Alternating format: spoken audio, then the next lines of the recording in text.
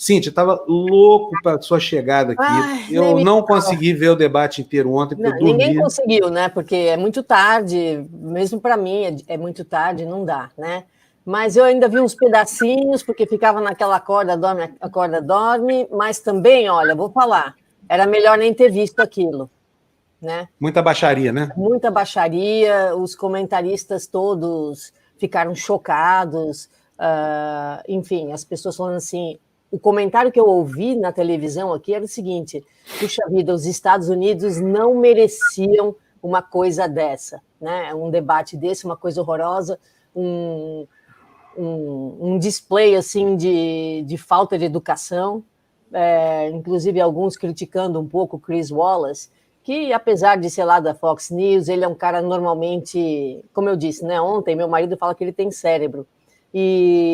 Porque normalmente o povo da Fox News não tem. Eu até estava assistindo a Ingraham, que é uma comentarista lá à noite, depois do debate, eu acordei, aí ela estava falando, ela é da Fox News, eu coloquei na Fox News para ver o que eles estavam falando. Nossa, ela não viu o mesmo debate que todas as outras pessoas viram, né? Ela acha que o Trump foi muito bem, que ele destruiu o Biden, que ele é maravilhoso, enfim, umas coisas que ninguém dá, que não dá muito para entender.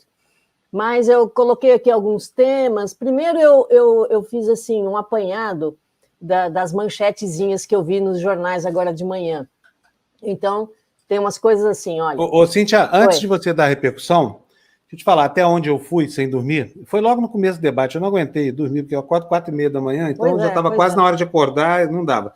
Mas eu vi o começo foi assustador, né? Porque começa já com o Trump mandando o Biden calar a boca, foi uma coisa assim, uma atitude super antidemocrática, bem arrogante ao estilo do Trump mesmo.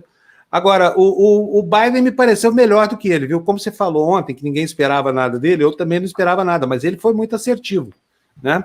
No fim das contas, estava à altura das baixarias do Trump, para dizer o mínimo. Eu acho que ele tem uma estratégia também que é interessante, que ele deixa o Trump se queimar sozinho, né? Ele fica na dele e ele fala... Quando ele conseguiu falar, porque o Trump o interrompeu todo o tempo, e aqui era o que eu ia comentar sobre o Chris Wallace, ele poderia... Escuta, Fábio, você que já mediou debate, não tem como desligar o microfone da pessoa que não deixa o outro falar? Porque é complicado isso, né? O Chris Wallace deixou a coisa rolar um pouquinho solta ali. Só no final ele realmente chamou lá na chincha e falou, mas, cara, porque você não deixa ninguém falar, né? Agora, o Trump, ele interrompia não só o Biden, interrompia o próprio mediador ali, né? Como você falou, né, Cíntia? Isso estava me incomodando demais e eu percebi, depois que ele continuava falando, e cortaram o microfone do Trump. Assim, acho que com uns 15 minutos falaram, não dá. Ou corta ou a gente não vai ter nada. Exatamente. Então, é complicado porque... Agora, eu achei lindo um dos comentaristas que eu vi depois, falou o seguinte, porque tinha gente lá indignada, né? Indignada com certas posições, as mentiras, a grosseria, o ataque canalha ao filho do Biden, que era dependente químico, enfim. Tinha gente lá indignada, aí um deles falou assim, mas gente... Que parte desse debate foi novidade para vocês? O que o Trump fez no debate foi o que ele tem feito nos últimos 4 anos, quase 4 anos de presidência, ou até 4 anos, porque ainda tivemos a campanha, né, até ele ser eleito. Que ele fez isso o tempo todo, né? Não deixa ninguém falar, fala em cima dos outros, mente adoidado e pronto, né? Esse é o Trump. Vocês estão surpresos por quê? Estão irritados por quê? Vocês esperavam alguma coisa diferente? Enfim... Eu achei interessante esse comentário. Sobre esse negócio de mediar debate, o último debate que eu mediei na Band foi o debate mais difícil de todos, foi o debate direto entre o Dória e como é que ele chama? E o Márcio França. Foi o último debate na eleição para governador de São Paulo. Foi um debate muito difícil, né? Muitas vezes os próprios candidatos querem o tempo inteiro ir além dos limites, tanto de tempo quanto de educação, de gentileza, e muitas vezes apelam... que ontem não tinha essa regra no debate americano, era um debate de regra frouxa, não havia muita regra. Mas o mediador pecou de maneira drástica aí para mim, porque é o seguinte, ele deveria ter evitado essa baixaria que foi isso, né? Porque, afinal de contas, existe um mínimo de regra, digamos assim, um microcosmo, uma micronorma, um ambiente normativo mínimo que permite alguém, uma vez agredido, responder à agressão dentro do tempo do adversário. Isso faltou ontem no debate lá, né? A missão de um debatedor num debate polarizado como esse é duríssima, não é fácil. Eu não gostaria de estar no lugar do Chris Wallace, mas ele deixou muito a desejar, sabe? Se era isso tudo que se esperava de um mediador, de duas feras, esqueceram. Era melhor botar um domador de um circo qualquer para apartar os dois animais aparentemente irracionais. Mas diante do que o Trump fez, Cíntia, não me parece que o Biden teve muita alternativa também, a não ser engrossar o jogo, né? Isso, exatamente. Algumas pessoas criticando que em alguns momentos o Biden subiu um pouquinho o tom, mas também depois de você ser provocado mais de uma hora, ele fez assim, olha, ele usou algumas frases, né, que está criticando. Você é o pior presidente que os Estados Unidos já tiveram, falou para o Trump também, pode continuar aí tagarelando, fazendo barulho, chegou a falar, olha, fica quieto, e também cala a boca, né? Cala a boca, mandou calar a boca. E palhaço e mentiroso. Então foram coisas assim que não foram os melhores momentos do Biden, né? Porém, a gente até entende, depois de tanta verborragia e de ataques pessoais, inclusive, à família e tal, a gente acaba até desculpando esse lado aí que o Biden perdeu um pouquinho a estribeira, vamos dizer assim, né? Difícil, né, assim? Você falou. Uma estratégia que o Biden usou que eu achei interessante é que, em certos momentos, ele parou de olhar para o Trump e ele virou direto para as câmeras e praticamente falava direto com a pessoa que estava em casa, sabe? Eu acho que ele achou... muro, né? Tipo, ó, fica aí você, que eu vou falar com quem me interessa. Isso. Tipo assim, ele achou um refúgio ali, foi bacana isso, eu acho que deu uma coisa, um certo conforto, um certo conforto. Tem muita coisa que hoje, viu, e assim, as coisas puxando para diversos lados, mas enfim, então vou assim, numa certa organização aqui na minha cabeça. O Washington Post tinha diversas pequenas manchetes dizendo o seguinte, ó, o Trump dá o tom do pior debate presidencial da nossa memória, né? Living memory, quer dizer, na nossa vida aqui. Resumo da noite. Bom, foi péssimo.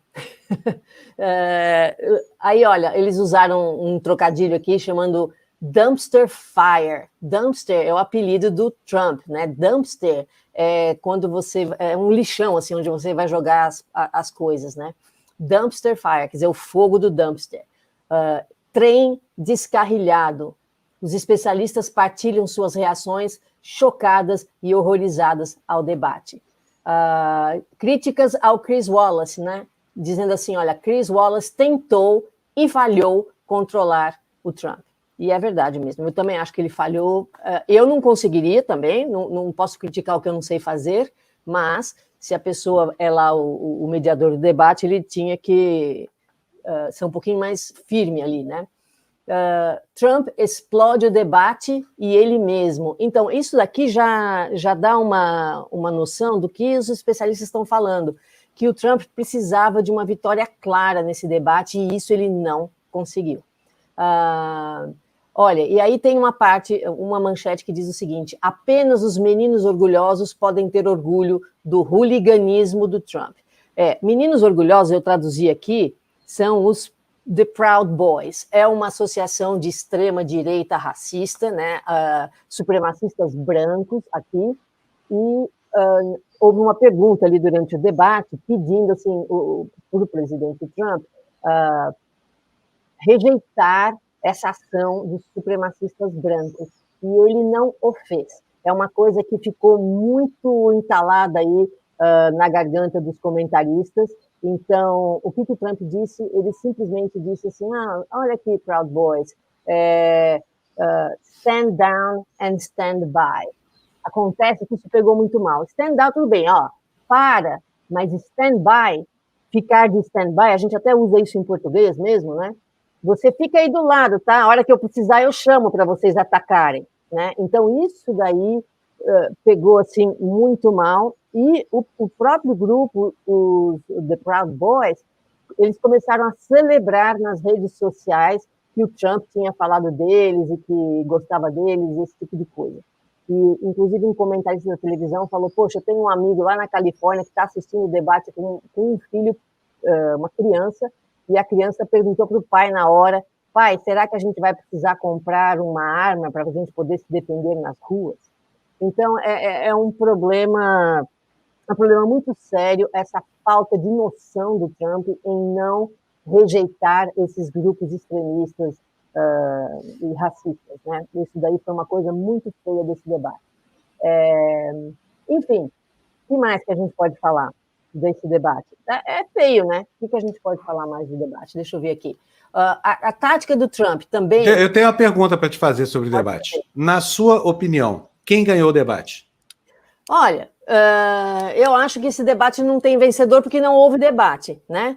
Mas não houve...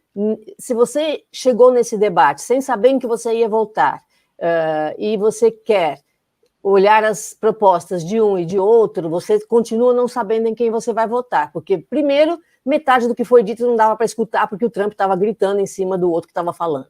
Tá, então, mas isso, porque uma coisa é você ter mais argumentos, a outra é ganhar o espetáculo que é representado pelo debate, né? Pronto. Muitas vezes uma palavra, uma expressão define quem ganhou o debate. E até a vitimização de alguém que está sendo massacrado pode dar a ele a preferência entre o público, né, Cíntia? Olha, no geral, a sensação, que é a sensação mesmo que importa... A CNN fez, 60% pensam que foi o Biden que ganhou o debate, tá? 60%, e 30 e poucos por cento acham que foi o Trump. Ou seja, quando eu vi esse número, eu pensei o seguinte, é bem isso mesmo, o Trump tem 30% da população americana, que ele pode fazer o que ele quiser, pode matar, que nem ele mesmo fala, eu posso matar alguém no meio da Times Square, Quinta Avenida. Da Quinta Avenida, que eles continuam votando em mim. E é verdade, 30% das pessoas assistem a um debate desse, que não é um debate, e ainda acham que o Trump foi bem. Então, o que a gente pode fazer, né? Agora, o Biden não é o candidato dos sonhos de ninguém, né? Ele realmente tem uma folha corrida aí meio complicada. Eu mesma fiquei muito decepcionada com o Partido Democrata quando escolheu o Biden, porque ele apoiou posições durante os anos 90, enfim, como senador, que não foram as melhores, né? Olha, eu fiz até uma listinha aqui das coisas dele, né? Que o Trump, em vez de explorar essas coisas, não, né? Ele fica gritando e interrompendo e tal. Mas primeiro eu ia dizer o seguinte, a estratégia do Trump é de obrigar o Biden a negar o plano de saúde lá do Bernie Sanders, sabe? Então, ele ficou acusando o Biden o tempo todo de querer um plano socialista para a saúde, para obrigar o Biden a dizer que não, que o plano dele é outro. E, de fato, é outro.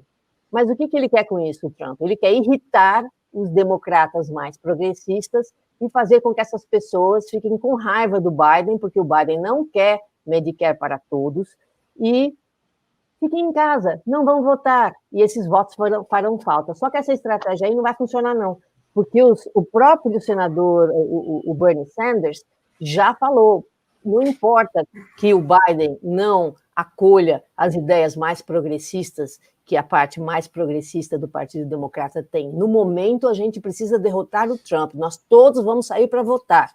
Não importa que o Biden não seja o nosso candidato dos sonhos. Então, eu tenho sentido aqui à minha volta várias pessoas, nas quais eu me incluo, que têm várias reticências em relação ao Biden e o que ele realmente representa, porém, vou votar nele porque não queremos ver de novo repetido o que aconteceu há 4 anos, quando o pessoal que não estava contente com a Hillary ficou em casa e não foi votar. Aí você viu o que aconteceu, né? É assim que se elegem essas pessoas. Muito bom. Então, vamos ver o que mais aqui. Acho que já deu, né? O Biden deu uma criticada no Brasil sobre a conservação da Amazônia, falou que, se for eleito, vai arrumar umas sanções econômicas contra o Brasil. Isso não é nada bom para a gente, porque quem que paga o pato quando tem sanção econômica? População a população. Pobre. Basta ver o que está acontecendo Irã, Venezuela e Cuba, né? Estão estão permanentes sancionados, né? Exatamente. E, enfim, eu tenho 2 notícias separadas aqui, que não tem a ver com isso. O Senado ontem aprovou lá o projeto do orçamento, e isso faz com que eles consigam manter o governo americano funcionando até o dia 11 de dezembro. O prazo é até hoje, à meia-noite, e se o Trump não assinar, tem um shutdown do governo, o governo para de funcionar, e ninguém quer isso. De novo, né? De novo, toda hora acontece isso. Mas agora, pertinho da eleição, não é do interesse do Trump que isso aconteça, né? A Disney anunciou demissão de 28 mil funcionários, ok? Por conta do Covid, a parte do entretenimento está difícil aqui nos Estados Unidos. E a última coisinha que eu tenho aqui para vocês é bem interessante. 1.200.000 pessoas já votaram para presidente aqui nos Estados Unidos, os votos que começaram já a ser mandados, né? E é interessante que 10 milhões de pessoas pediram os votos pelo correio, né? Desses, mais de 10% já foram dados.